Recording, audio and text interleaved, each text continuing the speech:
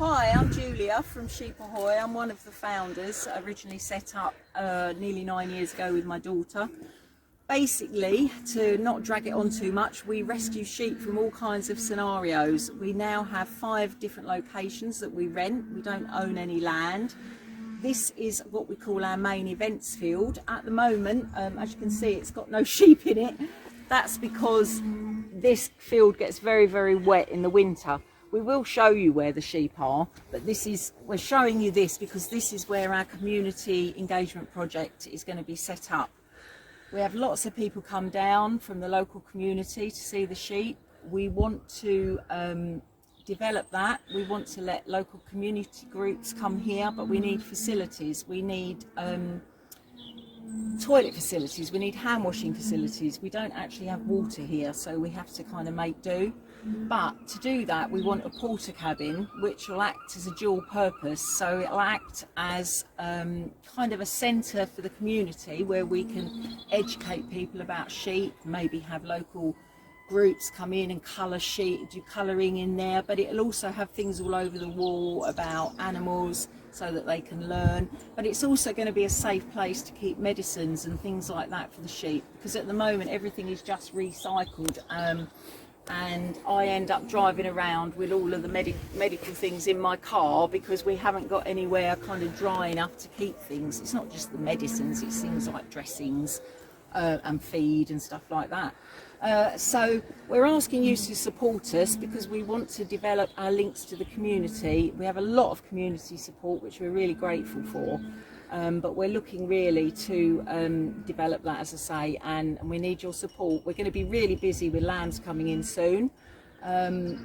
so we have to balance that with fundraising and then developing our projects. So we're really hoping that you can help us in this. So this is Sheep Ahoy Project Part 2, because we've just showed you over the road where we want to put the porter cabin, but there's no sheep there because it's really, really muddy. This is where some of them, there's 30 here split into 2 groups, but we've got over 50 altogether. These ones are inside with this beautiful polytunnel with a lovely bed, and Elvis is just trying to chew Dee. He's videoing her coat.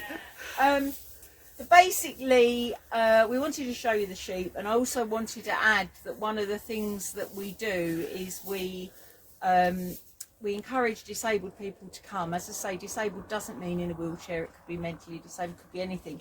But if people have got mobility issues, at the other field we want to also include a walkway to make it easier.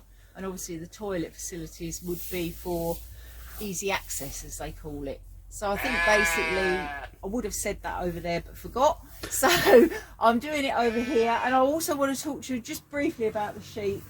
The sheep come in horrendous conditions. Adira is a typical one over there, but we can't probably get a good picture of her. So maybe we ought to come down this way.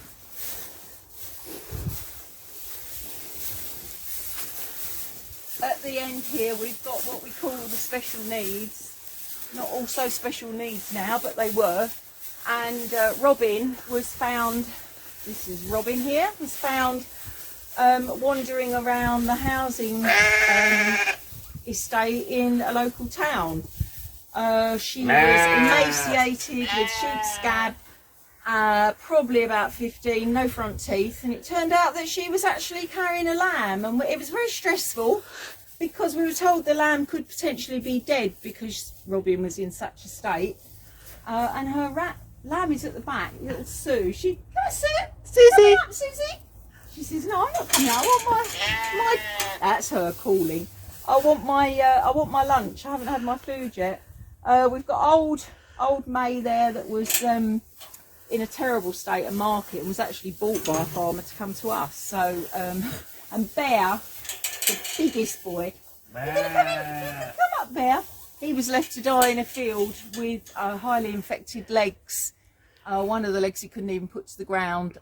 He was the first sheep I've ever had on opiate painkiller. It was that bad, but we got him through, and he had physiotherapy, and he's now walking on all 4 legs. So we have lots to deal with. We had We've got, Peter was originally a lamb that came to us in a bad state, Ribble.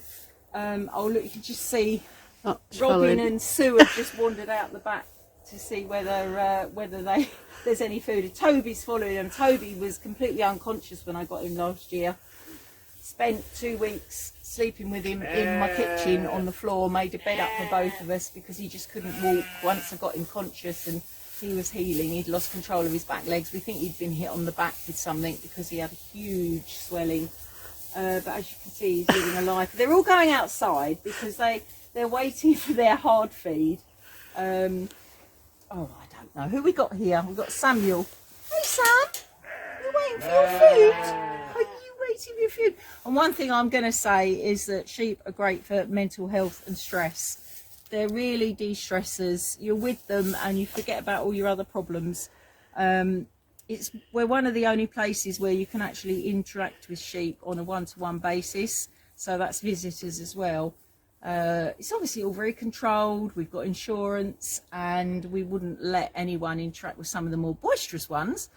But some of them, like Samuel, just love it, don't you? Hey, you being a good boy.